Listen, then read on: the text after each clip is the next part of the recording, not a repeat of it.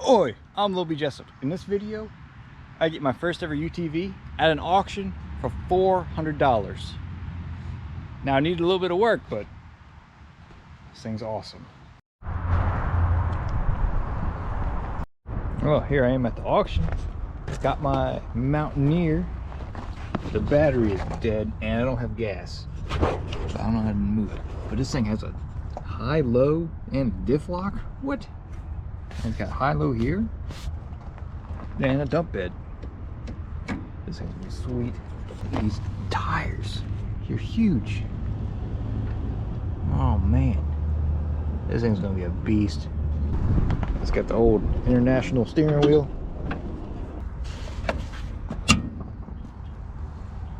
Briggs and Stratton on it. It's got a 500cc 17 horsepower. And suspension. Yep, she's a death trap. This is so cool. So I got the Mountaineer in the garage last night and I was just messing with it a little bit just to see what was up. This battery is completely dead. It won't even take a charge. But luckily I got my jump box here, which is just a big old battery. Show you that it is not seized up or anything. Got the ground. Just touch the starter with this hot one, and look. So she spins. She turns over pretty good. I got the spark plug out of it because I put some PV in there just to. Who knows how long this thing has been sitting.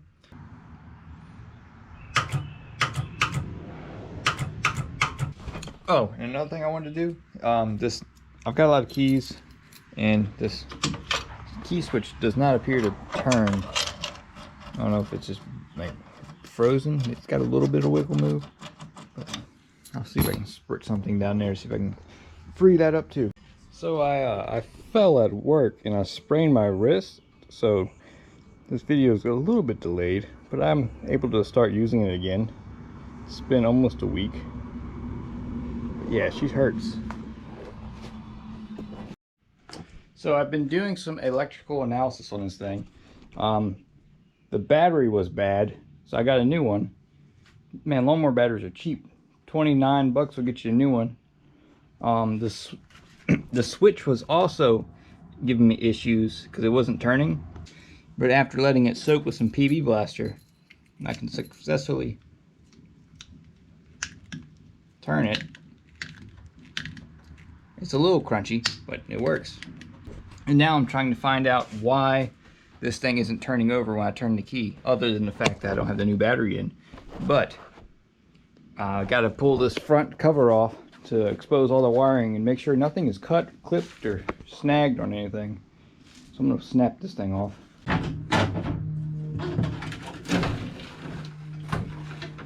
That gives me a lot of access.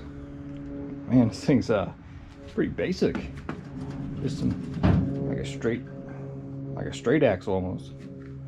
It's got some triangulated radius arms that go back and some coil shocks. So using my electrical test light, I can verify that I do have power from the battery. So the battery is powered. And I've got power to the solenoid, and now I just need to figure out if power gets to the relay from the key. So the switch is on, and that means we get power to the starter solenoid, but well, from the switch we get power to send it to the starter solenoid, but do we get power to the solenoid itself? Let's see. No. So that is our problem right there. No power to here. Which means I'll be chasing this wire all the way back under it and up to the switch. I might have overthought this. So I pulled off all the protective coating and I followed the white wire down, and it goes to a brake switch. So this thing might require you to hit the brake pedal prior to starting it. Well, I wouldn't have known that if I didn't pull the cover off. So yeah, let's give it a shot. Brakes. Yep,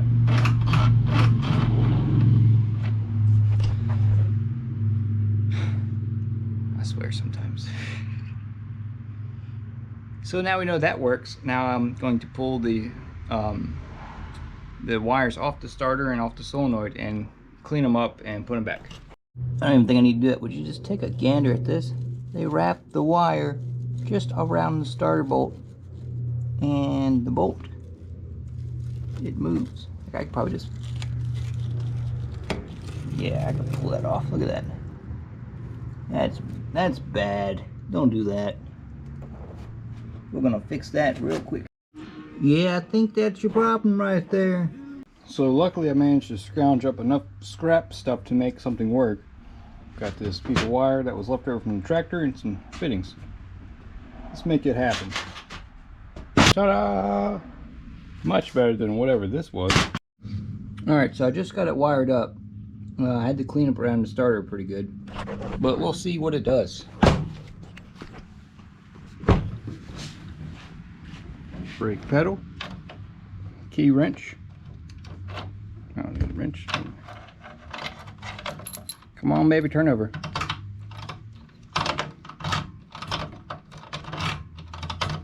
Oh, no turnover. Why not? Well, I think I found out why I wasn't getting enough juice to turn the starter over. This wire is just as bad as the other one. Gracious, man. Who did this? I've replaced the ground, I've replaced the solenoid, and I have used a bunch of PB in that switch up there. And now I can comfortably say that the problem was a blown fuse. But, ready for this? With a little bit of fire maker. Goodness gracious, this is the most. That should be good enough to make it pop. You sit on in it, and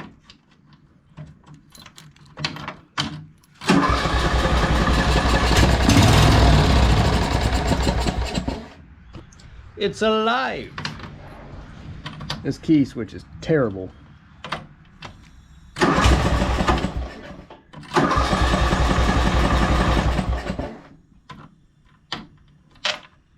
That's a runner, I guess. So now I got to make it move. The belt on this thing was shot, and the throttle doesn't throttle. The cable moves when it's not supposed to.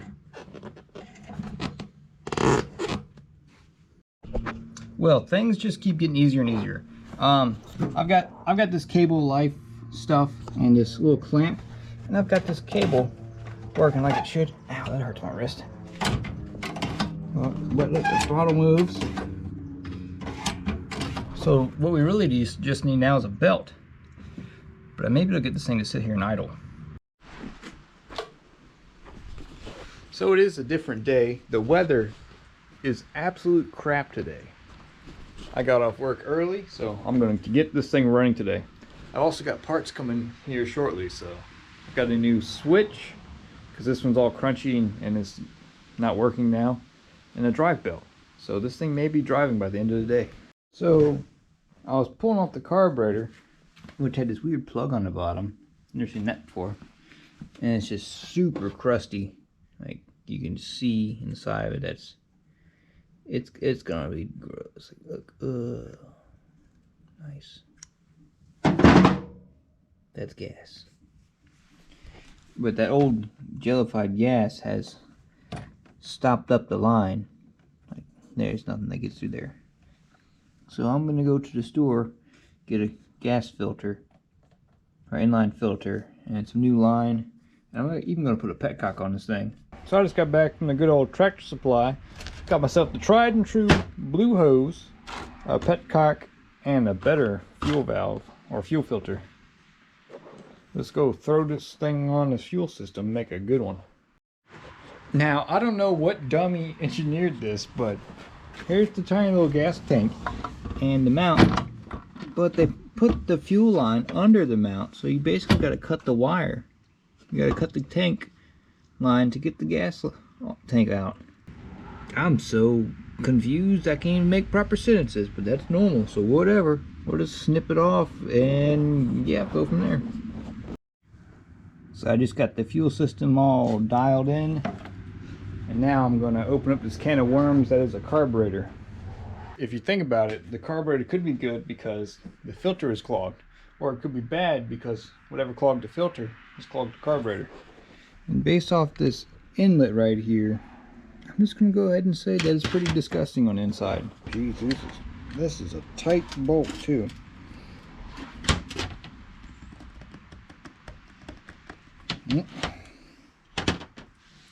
Who done that? Who did it? Break them loose with the vice grips.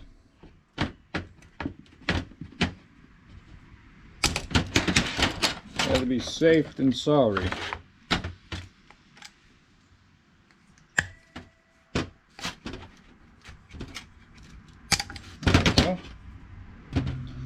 What do you think? Scale of 1 to 10 on grossness. I'm saying 6. Oh, maybe not.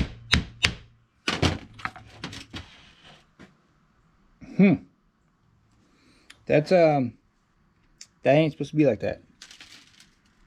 I don't know what that is. Something's not happy in the bottom of this thing.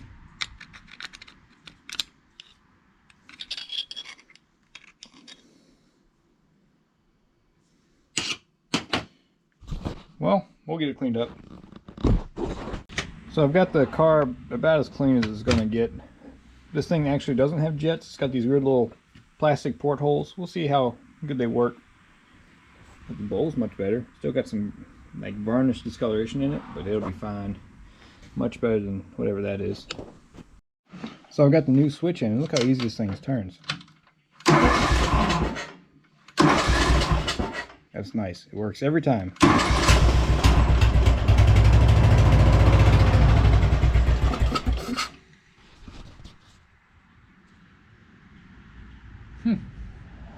Okay. I didn't have anything ready for it to run, but let's make it run.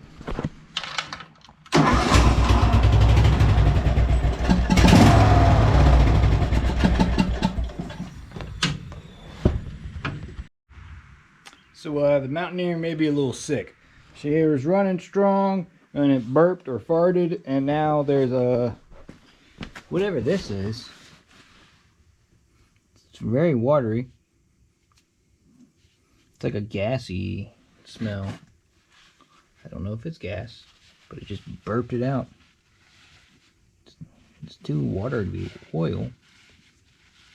I don't know. Oh, my nice floor too. Alright, so I've got a drain pan down there.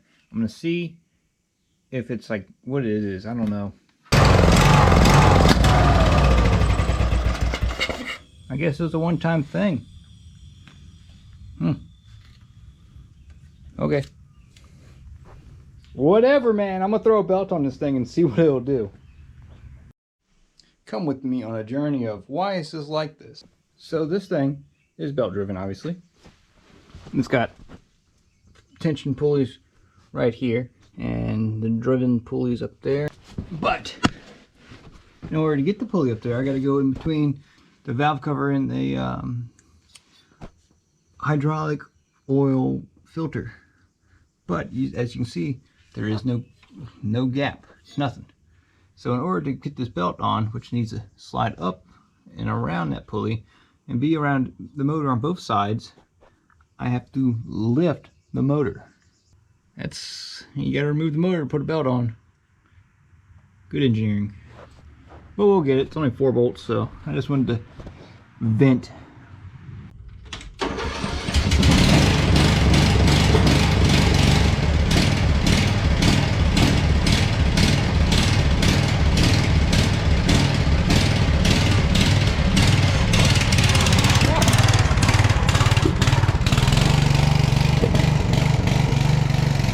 Now this thing is pretty sketchy.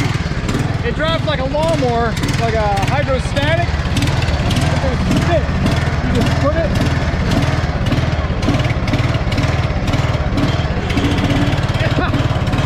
Let's go fast. Let's go.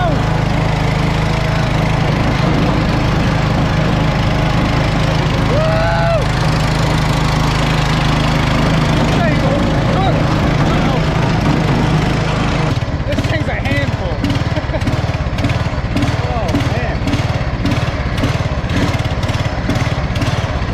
Man, this thing is just kind of sketchy.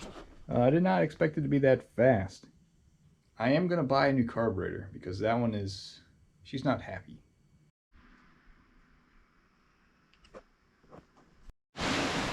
It's absolutely pouring outside, but check this out. This thing just purrs like a kitten now. Got the new carb on it. It's good to go.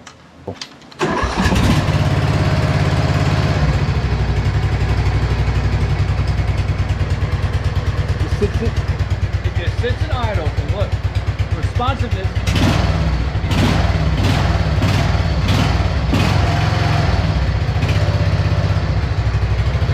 And it's not leaking a bunch of fluid, so that's good.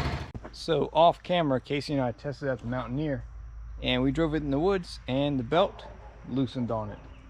I got it going really good. New carburetor and everything worked great, but it just doesn't go forward. So we're going to use the old mud mower to tug us out. Yeah.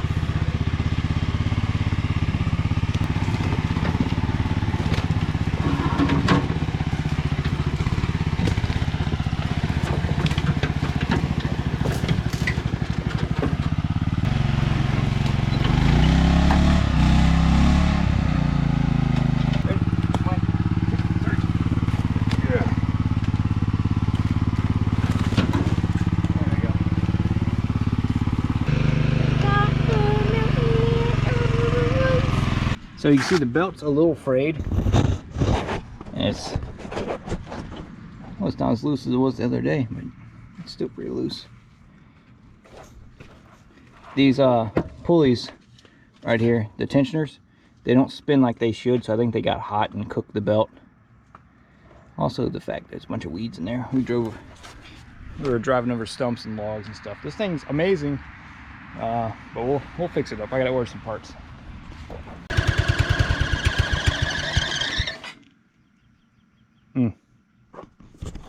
Yeah, I've got some work to do. So a week has passed, and I finally got the parts to fix the Mountaineer. Got new pulleys, got a new belt.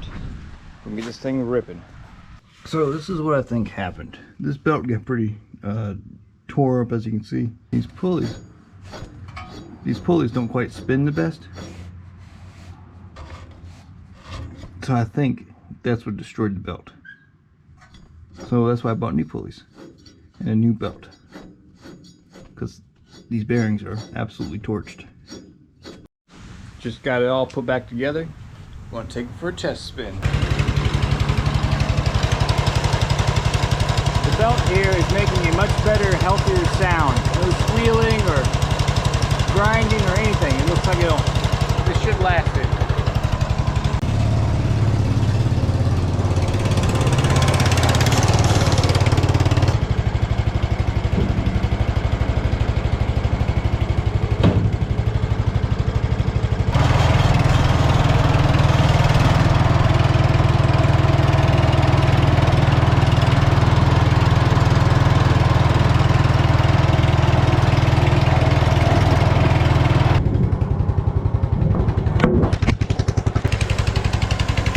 Seems to be working smoothly.